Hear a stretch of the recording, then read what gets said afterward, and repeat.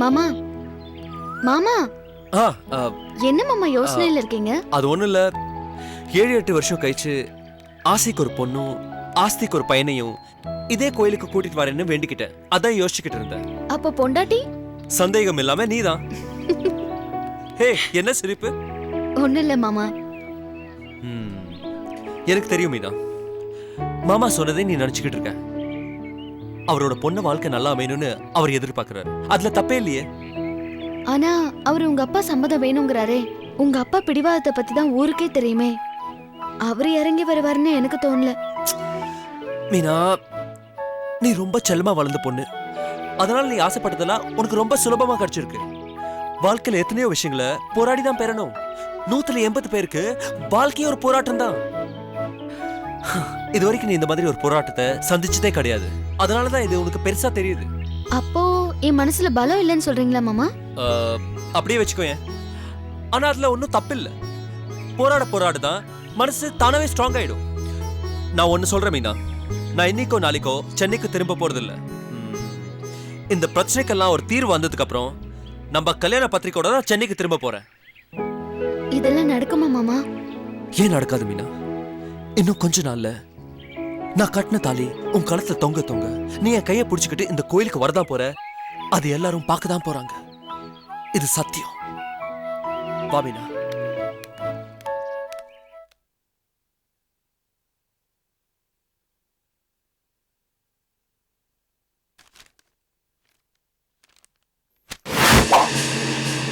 சொக்கலிகா, வெளியே வாயா. ஓ மச்சான் தான் இன்னைக்கு என்ன பிரச்சனை பண்ண வந்திருக்கானோ தெரியல. இரு நான் போய் பார்த்துட்டு வரேன். வெளியே வாங்குறல. இரு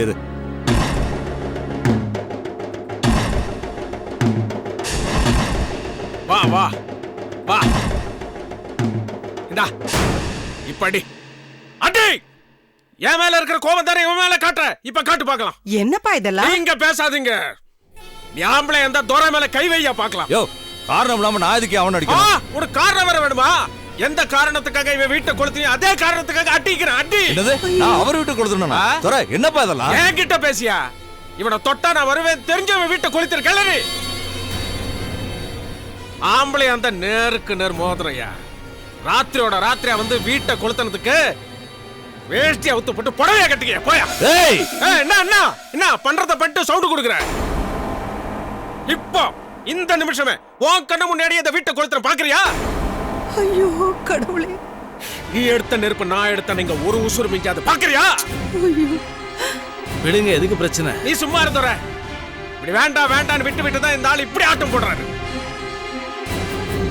இன்னைக்கு உன் வீட்டுல பிடிச்ச நெருப்பு என் வீட்டுல பிடிக்க எவ்வளவு நேரம் ஆகும்? இந்த பாரு சேகர், சத்தியமா சொல்றேன், இந்த காரியத்தை நான் செய்யல. வீராசாமி மேல மதிப்பு மரியாதையும் வச்சிருக்க வேணாம்.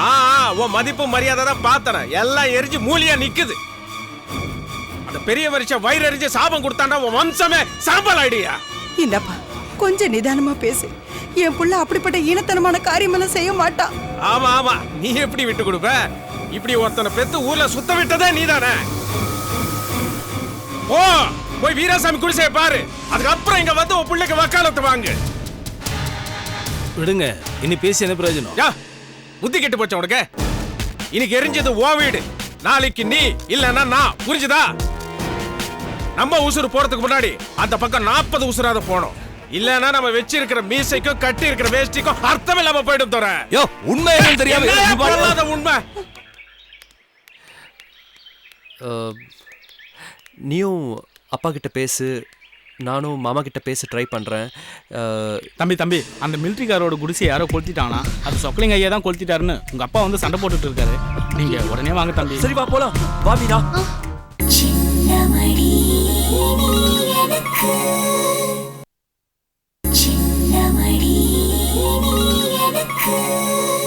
உன் பிள்ளைக்கு எவன் மேல இருந்து வரமாட்டான். இதோ எதிரில் நிக்கலானே இவன் தான். அது இன்னைக்கே நடந்தாலும் ஆச்சரியப்படுறதுக்கு இல்ல. ஆமாயா, நீ என் உயிரை எடுக்கிற வரைக்கும் என் கை பூ பறிச்சுக்கிட்டு இருக்கோம். இத பார், என் பொறுமைக்கு ஒரு எல்லை இருக்கு. எல்லாம் மீறினா யாரோட விதி யார் கையில யாராலையும் சொல்ல முடியாது. எழுதி வச்சுக்க.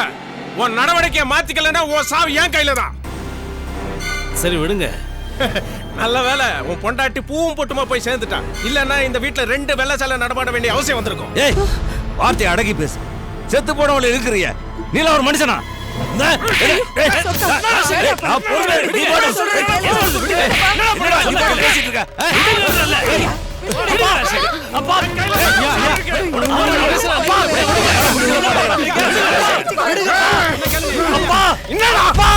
ஏப்பா இப்படி ரவுடித்தனமா நடந்துக்கிறீங்க? என்ன சொல்ற? ரவுடித்தனமா?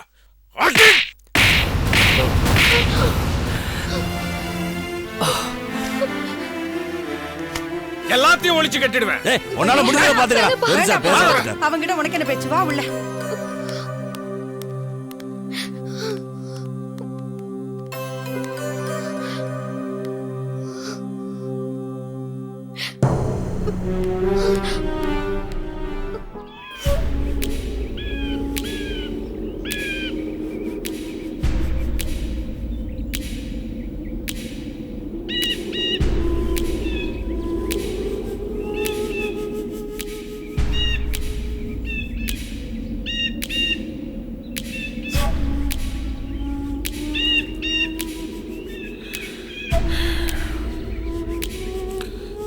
இப்படி எவ்வளவு நேரம் தான் ஒன்றும் பேசாம அப்படியே நின்றுகிட்டு இருப்ப தவிர நானும் நீ ஏதோ பேசுவேன்னு எத்தனை நேரம் தான் காத்துக்கிட்டு இருக்கிறது?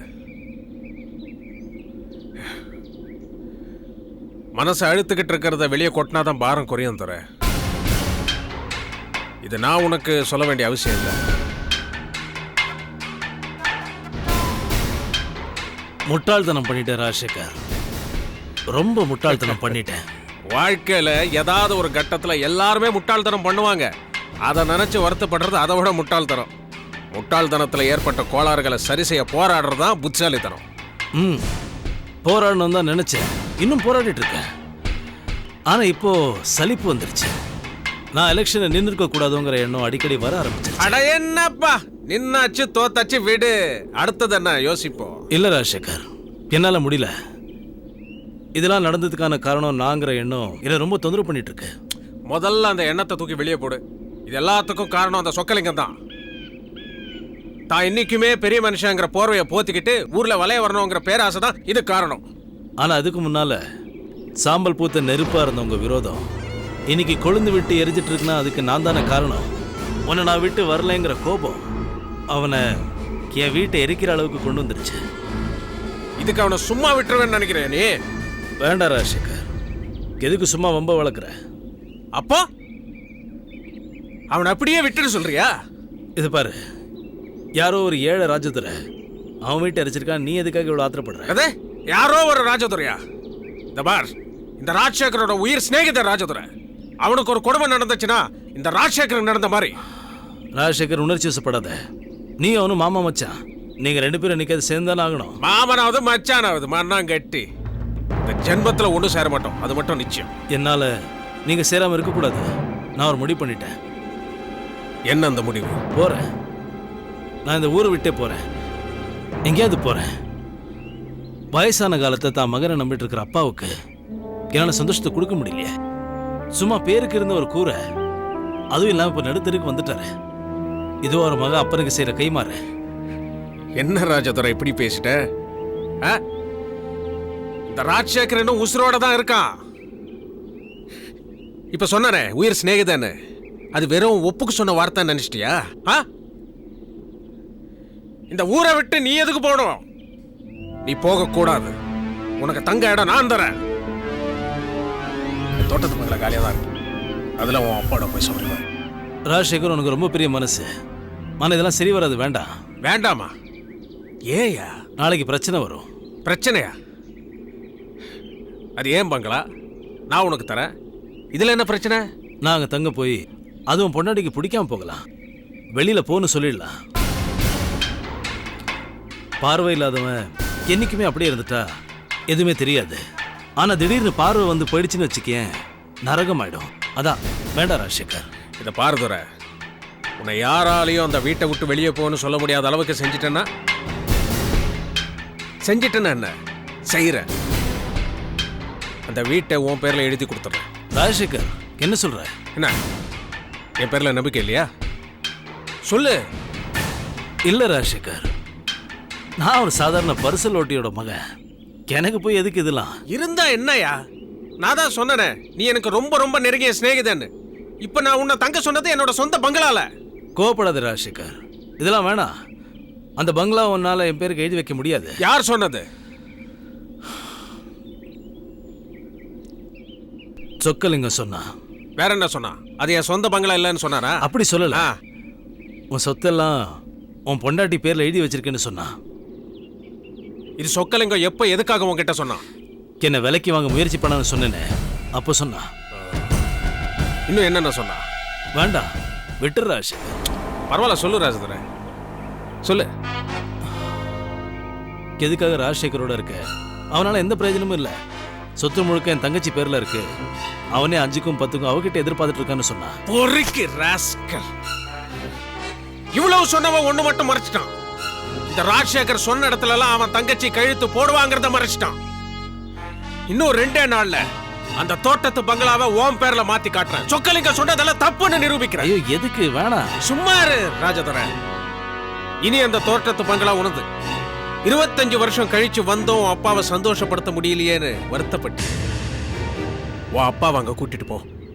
அவரை சந்தோஷத்துல திக்குமுக்காடுவை. போ.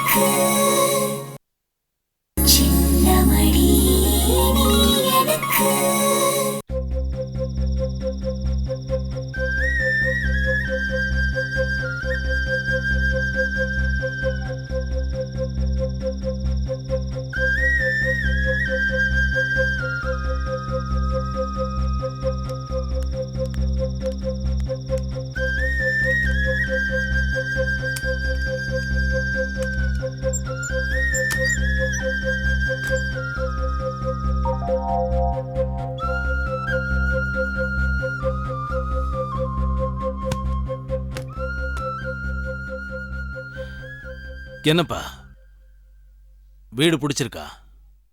துரை, ஏன்பா அப்படி நடந்துக்கிற? எனக்கு ஒண்ணுமே புரியலையே. இல்லை பங்காளி, நான் தெரியாமல் தான் கேட்குறேன். நம்மளோட தோட்டத்து பங்களாவை அவசியம் அவர் கொடுக்கணுமா? ஏண்டா, நாமளும் அவனை விட்டுட்டா அவன் எங்கடா போவான்? நம்ம கூட சாவாசம் வச்சுக்கிட்டான்னு ஒரே ஒரு காரணத்துக்காக பாவம் அவன் எவ்வளோ கஷ்டம் தான் அனுபவிப்பான். துரை, நம்ம மேல பரிதாபப்பட்டு ஊருக்காரங்க நிலத்தையும் ஒதுக்கி கொடுத்து அதில் ஒரு குடிசையும் போட்டு கொடுத்தாங்கப்பா. நீ பிறந்து வளர்ந்ததெல்லாம் அங்கதான்ப்பா. அதையே உன் கையால கொளுத்திட்டியே.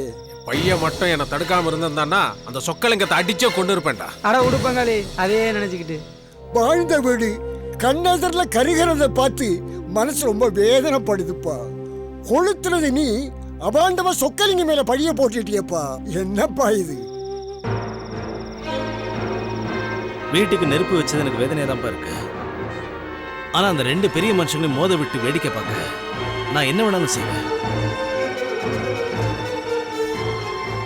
செஞ்ச தப்ப அவங்க ஊர் மத்தியில ஒத்துக்கணும். அதுக்கு ராஜசேகரை தூண்டி சொக்கலிங்கத்தை தாக்கணும். சொக்கலிங்கம் ராஜசேகருக்கு பதிலடி கொடுக்கணும். இப்படி ஒருத்தனோட உசுறு இன்னொருத்தன் கையிலங்கிற நிலைமையை உருவாக்கணும்ப்பா.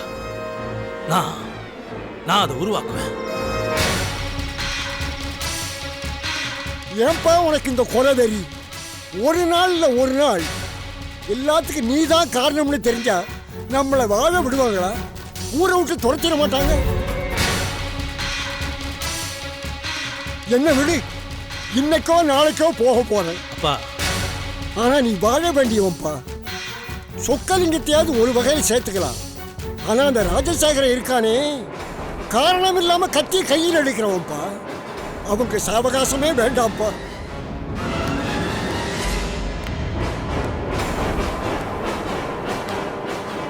அப்படிலாம் அதுவும் நடக்காது. நீங்க பயப்படாதீங்க. என்ன தர அப்பா என்ன சொல்றாரு? பயப்படுறாரு. ஏ, வீட்டையே கொளுத்தின சொக்கலிங்கம் அடுத்து என்ன செய்வான்னு பயப்படுறாரு. இதை பாருங்க, இந்த உசுறு இருக்கிற வரைக்கும் உங்களுக்கும் உங்க பையனுக்கும் எதுவும் நடக்காது. சரியா? தைரியமா இருங்க.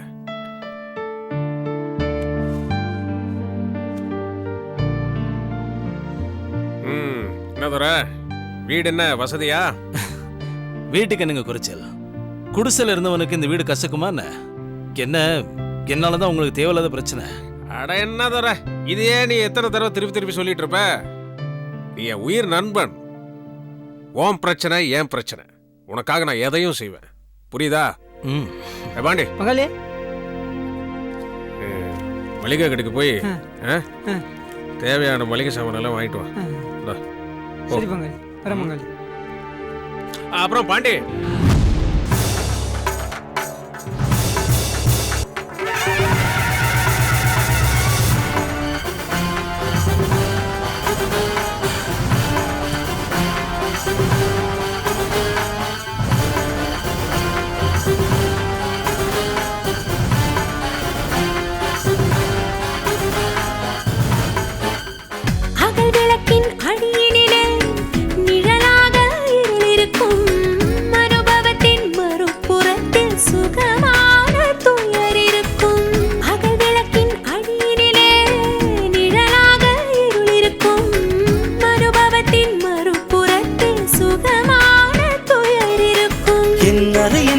திரைகளிலே உன் அழகு பருவம் படபடக்கும். உன் பாத கொலுசின் அசைவினிலே என் நெஞ்சம்